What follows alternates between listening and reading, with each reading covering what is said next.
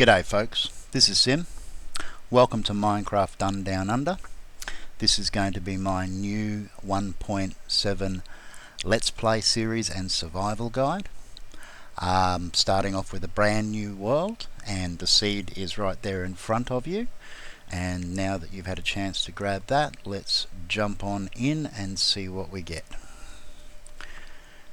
Now this series is predominantly going to be my Let's Play, but I do want to take the opportunity to do what I can to help out with players getting off to a fast start and owning the game, I suppose is the best way to put it. I see a lot of players, particularly a few of the younger ones out there on the servers that I play on, that do struggle a little bit. So what we're going to do is we're going to try to take the time to cover some of the important things that can mean the difference between just getting by and dying on a regular basis and actually doing well at the game and making the world that you've spawned into your own. Because at the end of the day, that's what Minecraft is all about: making your own world, having fun, and doing what you want to do the way you want to do it. Now, I'm by no means an expert on this game. I've been playing it for a while. I've got a pretty good idea of how things work. But at the same token, if anybody sees me do something or comes across something that they think I could do better, don't be afraid to say something in the comments. I'm really open to getting input from you guys, and I'm looking forward to seeing what you have to say about what I'm doing here. Now, you may notice that we have spawned right next to a village. A village is a great way to get started in Minecraft because you're going to find food, you're going to find resources and a whole bunch of things. We're going to leave that alone for just the time being though, although we are going to have to deal with it fairly quickly because we don't want it to get decimated by zombies. But what I'm going to focus on right now is assuming that you don't have a village and you have just spawned into the world. So I ran around and I very quickly beat down some grass, and the reason I did that was for the grass seeds. Wheat is a very easy, quick way to get started early in the game. To be honest, if you run around enough at spawn before it gets dark, you should find enough animals to kill, and that's certainly what I'm going to do here. But I'm going to grab the wheat and get a very, very basic little farm going as quickly as possible, so that if the worst comes to the worst, we've got something going.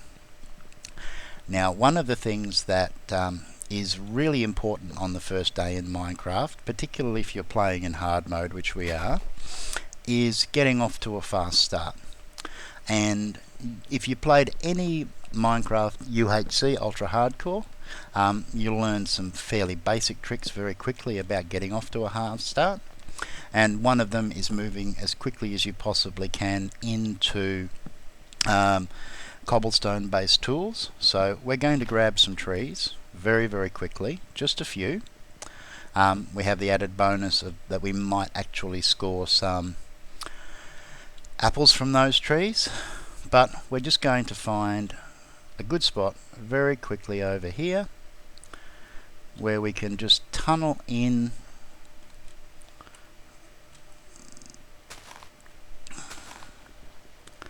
and hit cobble, and there we go. So what we're going to do is I'm going to take a large chunk of that, convert it to wood,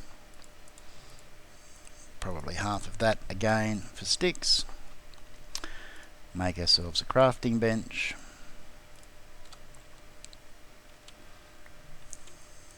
get that down. Now the only tool that we really need at the beginning is a pick, because with the wooden pick we can tunnel in very quickly and get some cobble and get some basic tools to get us going without too much mucking around.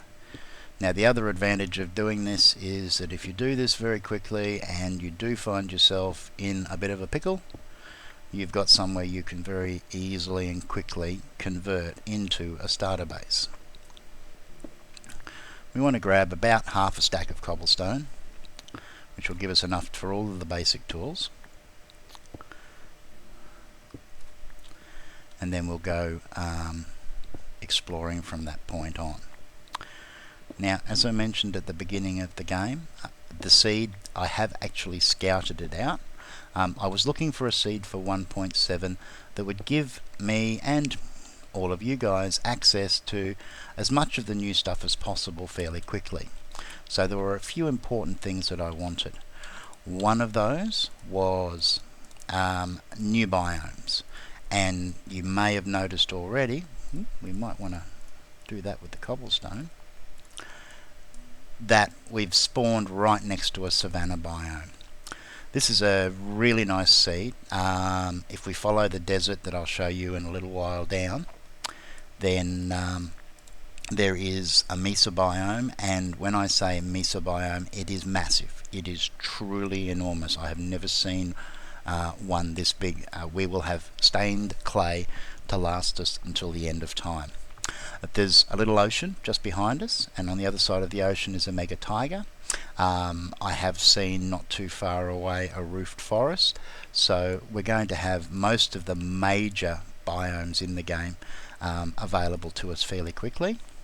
Let's get these tools built up and stop faffing around so much.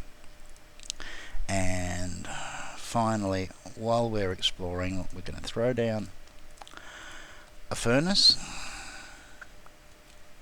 very quickly. Throw the rest of those logs in there. Take our lovely wooden pick that we started the game with.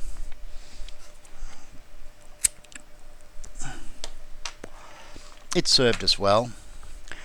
We could have quite easily used it for a picture frame and framed it, but it's a wooden pick.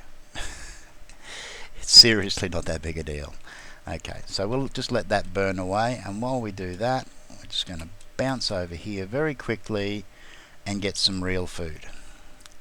Now, there's lots of different food sources in Minecraft, and look, there we go. Bonus, we've scored an apple already. As I was saying, there's lots of different food sources in Minecraft, and food in Minecraft actually has two aspects. You've got the actual hunger that it heals, which is the little, for want of a better word, joints of meat down at the bottom of the screen. And you've also got something called saturation. All food that you eat heals your hunger, but it also fills up your saturation. And as you go through and you play the game and you do things, your hunger level goes down, but your saturation level goes down before your hunger level goes down. So there are certain foods that give you really good saturation, and meat is without doubt the best when it comes to giving you saturation, other than a few enchanted items. Now I know I've killed off all the piggies here, but that's okay. We will not have any troubles, I think, finding some more pigs, and that's given us about a dozen pieces of meat, which is going to get us off to a good start. We should not have to worry about starving when we've got this much meat early on in the game. So what we will do now is we will run back over here. Yes, I know I used a sword to break that. It's alright, it's only a cobblestone sword. We've got a little bit of charcoal, so we won't cook it all up just yet. Oop.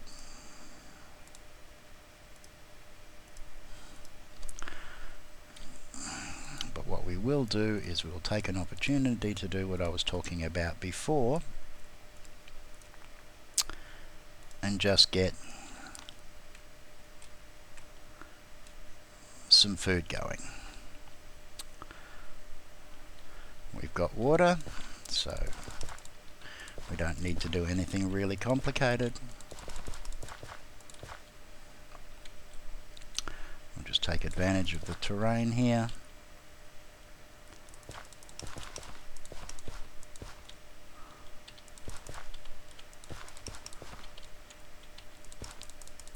Now for those of you who know the game well, you can ignore some of the things that I talk about here, but I will take a quick moment to mention the fact that when you're farming, obviously you need water. Water irrigates the ground, and as you can see it's turning brown here now to show that it's irrigated. If you've got a water source, it will irrigate ground up to 4 blocks away. And one of the things that we'll be doing later is using that to build a fairly large semi-automated farm. Might as well get this tree out of here now, we don't really need it.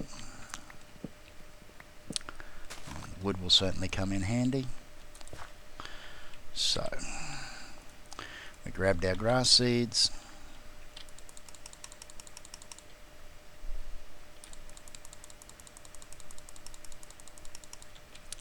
Throw that down there. Now, where's the sun? It's setting. Now, right now, I really don't want to be close to that village. The reason I don't want to be close to that village is quite simple. That village is going to get invaded by zombies if I'm too close to it, and then we're going to have pretty major problems because we're going to have to go and restock the village. So what we're going to do, thank you for the free apple, is we're going to head away from the village very, very quickly. We'll just follow down here. Now we're going to have to start moving because the mobs are going to be spawning very, very quickly. But we want to get a goodly distance away from that village, hopefully about 128 blocks should be enough. There's not likely to be anything spawning near the village if we're that far away. And what we're going to do is we're just going to find a fairly decent place. See, we've got creepers over here. Let's go this way. At the moment we don't have any armor, and we've got company, so we are really in a bad way. That was totally unexpected. So we need to get into the ground, and we need to get into the ground fast. So let's just run up here, and that will do for now.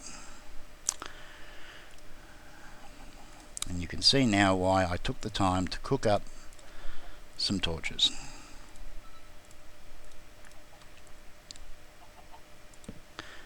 And there we go. So we almost started the game with a very early death. And one of the things that I really do want to avoid in this is deaths. As I said, it's not that hard a game. It is pretty easy to survive. Mind you, when I'm trying to talk about this, it makes it a little bit harder to concentrate on what I'm normally doing. And I did completely lose track of the sun. Hopefully we will be far enough away from the village that we won't have too many problems.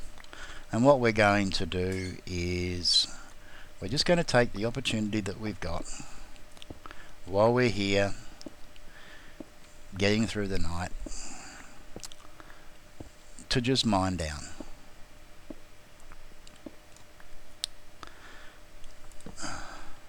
This will give us a fairly decent supply of cobblestone, which we can use for early building,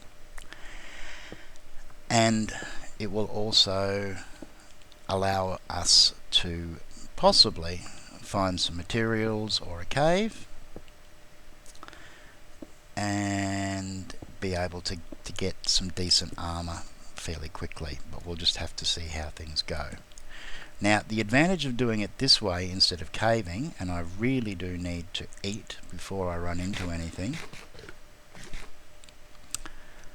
is that if we go caving, we're going to have to deal with the mobs straight away. And the mobs in 1.7 are painful. We've got all of the social zombie issues, aimbot skellies still in the game. We now also have to worry about witches that randomly spawn, and witches are actually quite a tough mob in the game. They've got a lot of hit points, and the potions that they throw at you can take your health down really quickly. If you've got a bow and you've got some range, well, it's not that big a deal, but early in the game you are fragile. There is no doubt about that. And you get ganged up on pretty quickly. So, by simply mining down like this and keeping the tunnel well lit, we're not going to have to worry about running into too many mob spawns unless we run into a cave. And if we do run into a cave, we'll be going into it on our terms, so we should hopefully be able to do something with it. Now, I'm going to bring up the F3 screen here. Just have a look. We're at y equals 42, so we're still pretty high. We're not likely to be finding anything special, and we've got a long way to go. Doesn't look like we're going to run into anything. Oops, pop that up a little bit higher. Now at the downside, that's what we were looking for. The downside of all of this is that watching me mine a tunnel down, well, that was pretty lame. That dirt obviously gobbled up what was left of that iron. Oh, here we go. And we've got mobs already. I can hear the zombies down there. And a mine shaft. Okay. Now, a mine shaft is a score. You do have to worry about the spiders. They can be quite painful. But the thing about a mine shaft is that it's a fairly controlled environment. The tunnels, for the most part. Let's just duck down here. So that's good. The water will push anything that tries to come at us from that direction away. Got a few tunnels through there. Now, I can't hear any spiders, so I'm going to leave that open for the time being. But we need to set up some basic stuff. So let's just get this down here, this down here.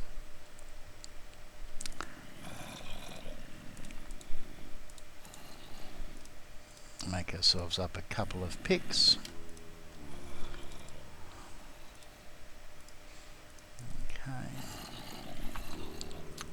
We won't cook up that iron yet until we can take advantage of it. Now there's a lot of zombies.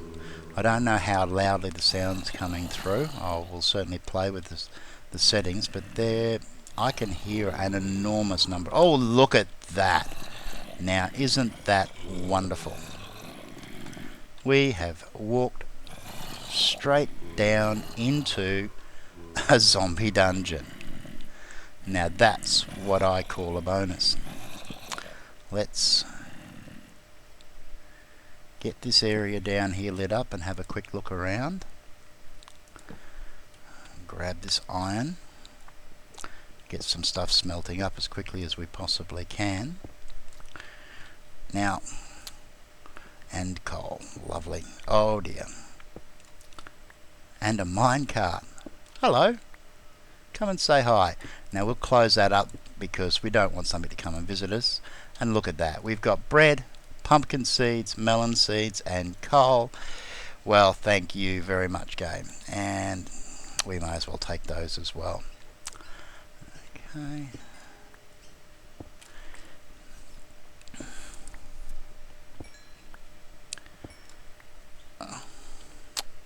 Tunnels everywhere. Going to have a lot of fun clearing this mine shaft out. It's going to give us a lot of early resources. Right now though, we need to get into that dungeon. So what I'm going to do very quickly. Now you would probably expect me to make armor straight away, but I'm not actually going to do that. I'm going to throw that in there. I'm going to melt that up. And what I'm going to do instead, is make a bucket. We'll grab that water source while we're here instead of just killing it off. It's not really necessary, but it will come in handy.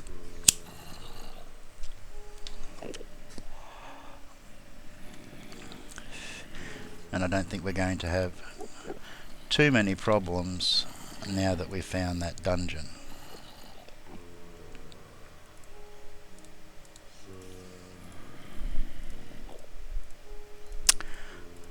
I will have to get my inventory sorted out. This is starting to drive me nuts, having it in a mess like this, but again, like I said, it's a lot harder to play when you're talking than you would think. Now, one of the big bonuses with the mine shaft is cobwebs. It means we don't have to fight spiders early in the game, although there are some fairly simple ways to fight spiders. But cobwebs means that straight away we're going to have a bow, and all we need to do is find some chickens. Oops, not that one.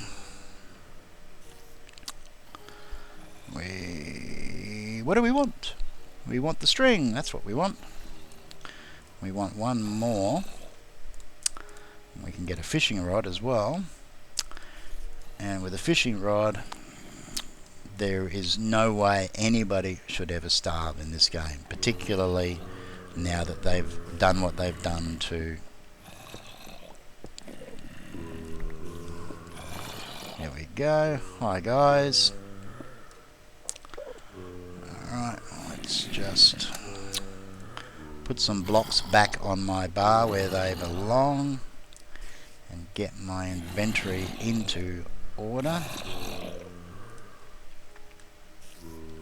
I'll throw that up there. And as Vex so often says, kill the feats! Kill the feats!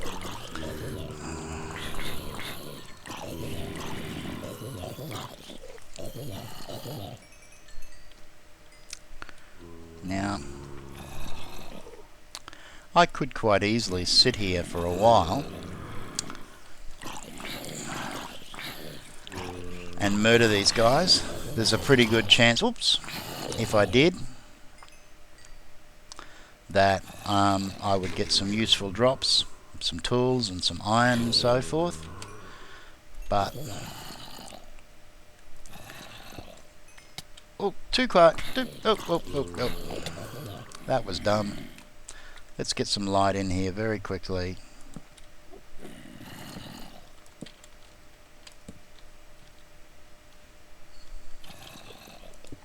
Oi, that was a miss. Okay, there we go. So, I think what we will do is we'll torture you guys and we'll leave these two chests until the next episode. Thanks for joining me. I hope you had a good time and I hope you liked what you saw.